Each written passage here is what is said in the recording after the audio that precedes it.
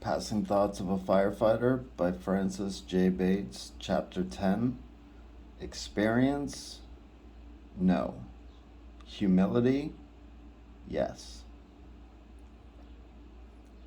On a very hot, sultry night, the humidity so thick one could cut it with a knife, I reported for night duty.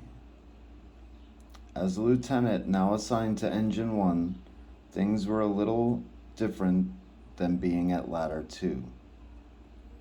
Again, the evolutions of firefighting were changed as, after 4 years of being a ladderman, this night I was an officer on a pump. Yes, I was nervous, as to be in charge has certain responsibilities. No man is an island, and the lesson that I was going to learn this night would be with me for years to come. Here I was, a new lieutenant with very little firefighting knowledge in charge of a crew of 5. These men had so much experience that they could make one in charge look like a wonder. On the other hand, they could also resent a new officer. An officer has to prove himself so that the men have confidence in his ability. Although I did not have experience, I did possess humility. John Ruskin once said, "I believe the first test of any man is his humility." Fate had already arranged for this test. Just after putting out my gear on Engine 1 and relieving the day officer, the emergency telephone bell sounded, the tone of which alerts the body and then leaves it hanging. It takes a little time for the blood and the heartbeat to catch up, as it seems that everything just stops whenever this bell is heard. Mr. Herbert Lee, owner of the Salem Lumber Company, had called Central Fire Headquarters to report a fire at his concern on Jefferson Avenue. He shouted, "Send everything. The lumberyard is going like hell."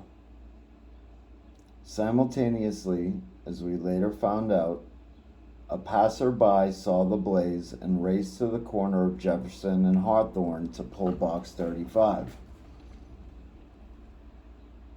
As was later verified, this fire was believed to have its start in a sawdust pile along the side of a small one-story building containing planing machines and power saws.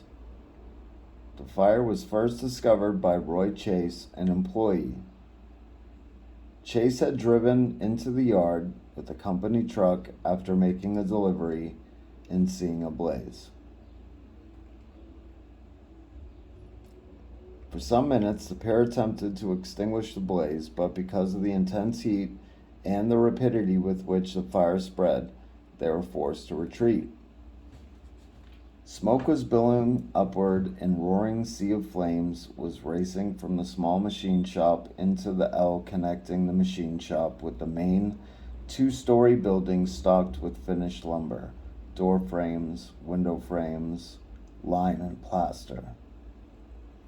Jim Kelleher was the driver of Engine 1.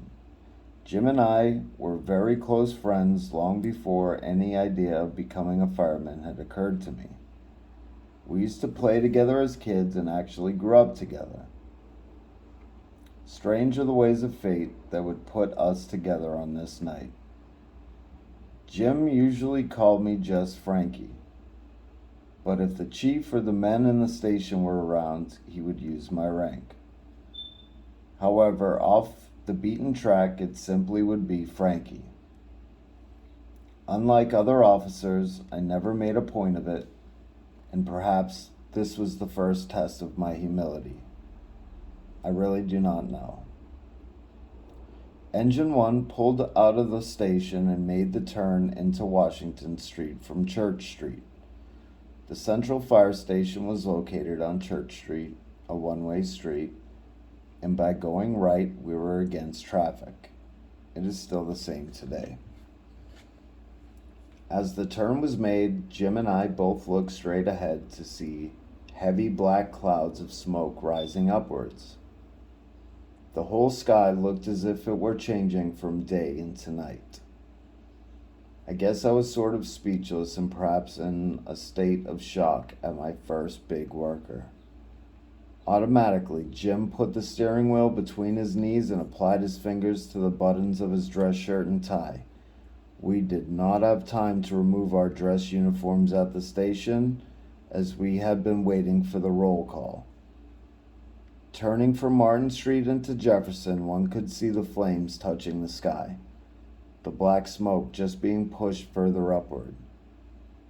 Jim slowed down to ask, "There's a Lowry hydrant at the corner of Summer and Jefferson. Do you want to lay a line from it?" I guess I did not acknowledge, and we passed it.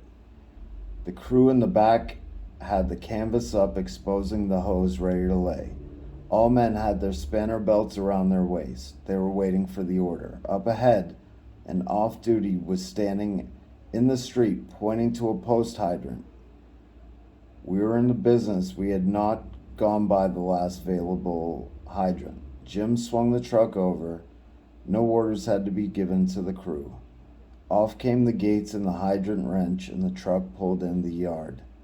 A pipe was put on this line after the correct length had been laid along the street. This line immediately had water and was positioned to stop the fire from entering the main building, especially at the second floor level. Jim was quickly by my side asking, "Do you want a reverse line laid back to the hydrant?" I nodded, yes.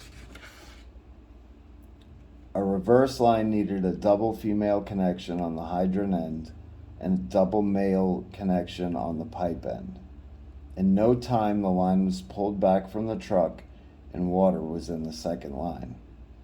The pressure was good, and in short order, the main body of the fire was knocked down. At the height of the blaze, a freight car parked on the siding close to the fire was moved for fear it might be ignited. In all, the companies of the scene used 6 lines of large hose to curtail the fire. Chief Arthur Flynn, who responded on the multiple alarm, said that the fire was stopped in the second story of the main building. There was much more pungent smoke, but we were not forced to don masks while at the scene. However, the combination of the heat from fire and the heat of the day made the job all the more severe. The loss as a result of the fire totaled $25,000. My sincere gratitude to Jim and the crew of Engine 1 for a job well done. My first test had passed. There were going to be many more, but never any like this. Deputy Chief Richard Rollins was in charge that night before multiple alarms brought in Chief Flynn.